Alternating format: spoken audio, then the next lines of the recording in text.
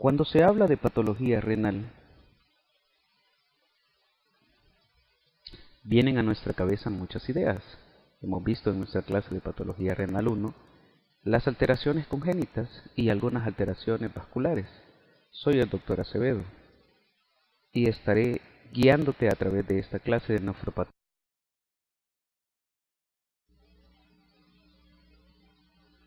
Como Universidad Evangélica tenemos la misión de formar profesionales con excelencia académica, conscientes del servicio a sus semejantes y con una ética cristiana, basada en las Sagradas Escrituras para responder a las necesidades y cambios de la sociedad.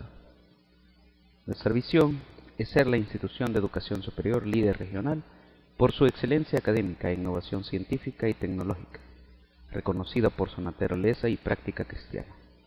Nuestros valores: integridad, excelencia, compromiso, solidaridad y servicio.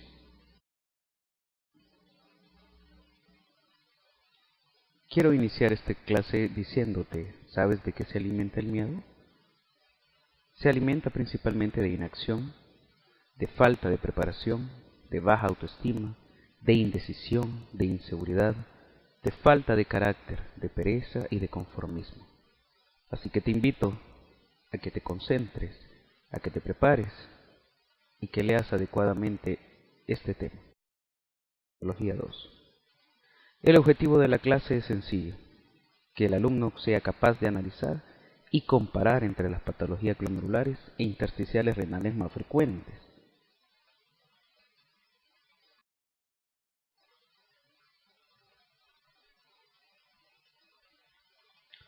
Enfermedades glomerulares.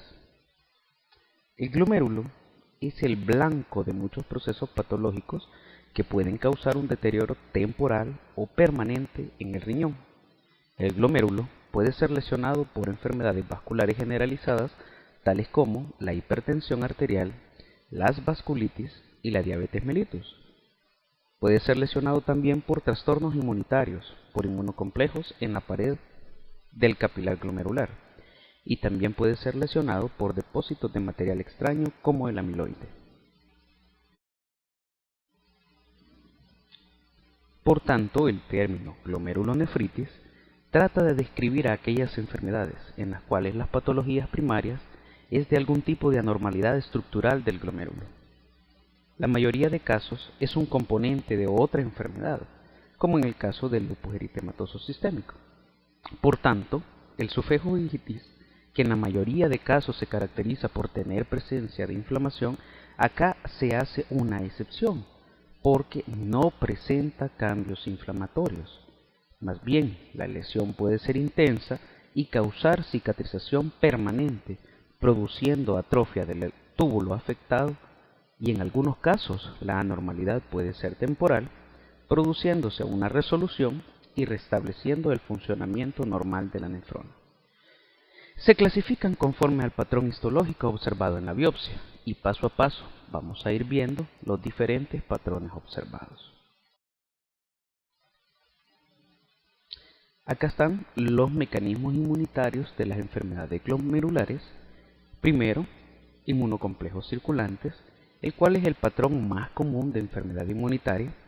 Los inmunocomplejos circulantes son atrapados o depositados en la membrana basal, el mesangio o en ambos. Este patrón depende de la naturaleza, la cantidad y distribución de los inmunocomplejos y el patrón de reacción a su presencia, es decir, una proliferación celular, necrosis, engrosamiento de la membrana. En algunos casos se conoce la causa de los inmunocomplejos circulantes, como una respuesta a infección reciente o a un tumor, y en otros casos no está determinada. 2. Antígeno circulante atrapado. Se especula que en algunas enfermedades un antígeno circulante en la sangre queda atrapado en el glomérulo, con la fijación subsecuente de anticuerpos circulantes contra el antígeno atrapado. Se piensa que esto sucede en ciertos casos de enfermedad autoinmunitaria, como es el caso del lupus eritematoso sistémico, cuando el ADN libre que circula en la sangre es atrapado en la membrana basal glomerular y se fija después a anticuerpos anti-DNA. También se considera que ocurre en casos de infección por virus de la hepatitis B en la cual el ADN viral se deposita en la membrana basal, predisponiendo a la formación de inmunocomplejos. 3. Anticuerpos anti-membrana basal glomerular. Es una rara afectación de daño mediado por inmunidad. Hay autoanticuerpos dirigidos contra la membrana basal glomerular. Y esta es la base de la enfermedad de síndrome de Gold-Pasteur. La naturaleza del antígeno implicado ya ha sido determinada. El colágeno tipo 4, un constituyente importante de la membrana basal, está compuesto por una familia de menos de 5 cadenas proteicas, llamadas alfa 1 a alfa 5. Cada una de ellas contiene un dominio no colágeno. El antígeno de Gold-Pasteur es el dominio no colágeno del tipo alfa 3, de la cadena de colágeno tipo 4, que es el blanco de los autoanticuerpos antimembrana basal glomerular en los pacientes con este síndrome. Algunos pacientes con estas enfermedades mediadas inmunitariamente presentan activación secundaria del complemento, que conduce a la atracción de neutrófilos y a la activación del sistema de coagulación. En otros tipos, la causa de reacción celular al inmunocomplejo es desconocida. Por tanto, al evaluar las enfermedades renales es importante identificar el sitio, el tipo y el patrón de inmunocomplejos y complemento dentro del glomérulo por medio de inmunohistoquímica y microscopía electrónica. Un estudio muy importante para la evaluación y para el diagnóstico de las enfermedades renales es la biopsia renal. Esta biopsia se divide en 3 porciones principales. Una se somete a congelación con el fin de obtener cortes congelados para inmunohistoquímica o inmunofluorescencia, otra se fija en glutaraldehído para microscopía electrónica y el resto se fija de forma acostumbrada para cortes en parafina. Primero se realiza el examen histológico de glomérulos y túbulos para identificar anormalidades estructurales y caracterizar tipos de lesiones glomerulares, tubulares e intersticiales. El examen inmunohistoquímico o de inmunofluorescencia es necesario para identificar inmunoglobulinas y componentes del complemento en enfermedades glomerulares inmunitarias. Y el examen con microscopía electrónica se practica para obtener los detalles finos de la estructura glomerular, incluyendo ubicación de los inmunocomplejos dentro del glomérulo.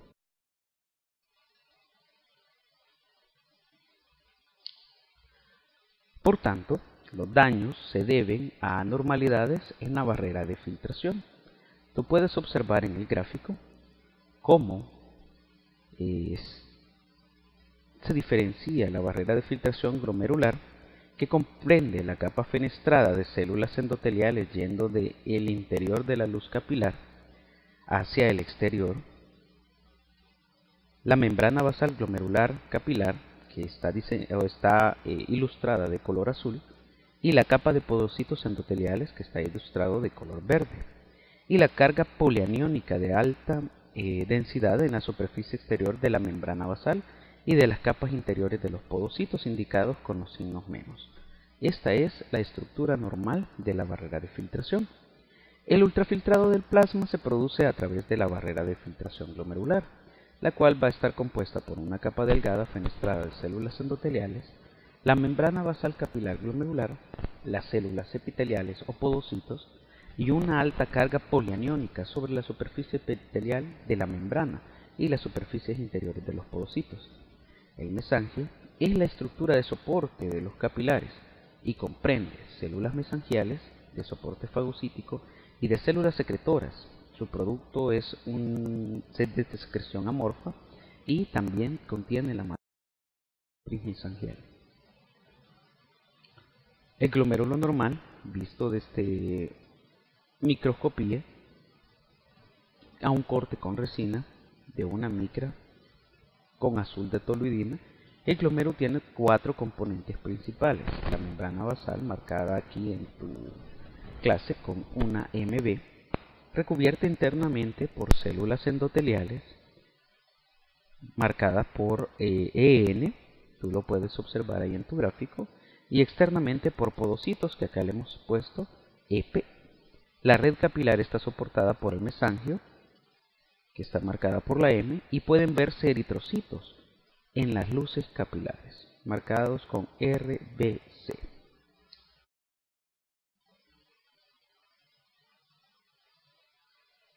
Comprendiendo lo normal, debemos de identificar o de conocer los principales patrones de lesión glomerular. El primero de ellos es la proliferación de células endoteliales. En este patrón se induce la oclusión de la luz capilar. A menudo hay presencia de neutrófilos. Esto induce el flujo, llevando al paciente a oliguria y uremia. Segundo patrón es la proliferación de células mesangiales, donde hay un aumento de la producción de la matriz. Puede haber regresión en el episodio agudo y la proliferación crónica conduce a esclerosis o hialinización del penacho glomerular.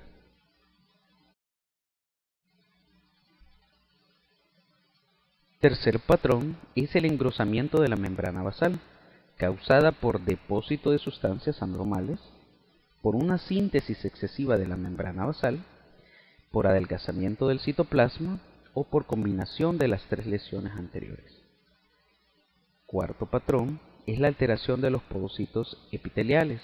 Se observa en muchas enfermedades glomerulares por pérdida o fusión de los pedícelos. El ejemplo más característico es la nefropatía de cambios mínimos.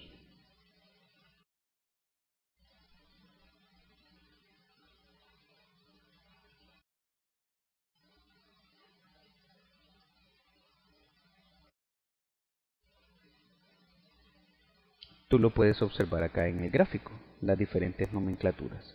En la letra A, global, afecta uniformemente la totalidad del glomérulo.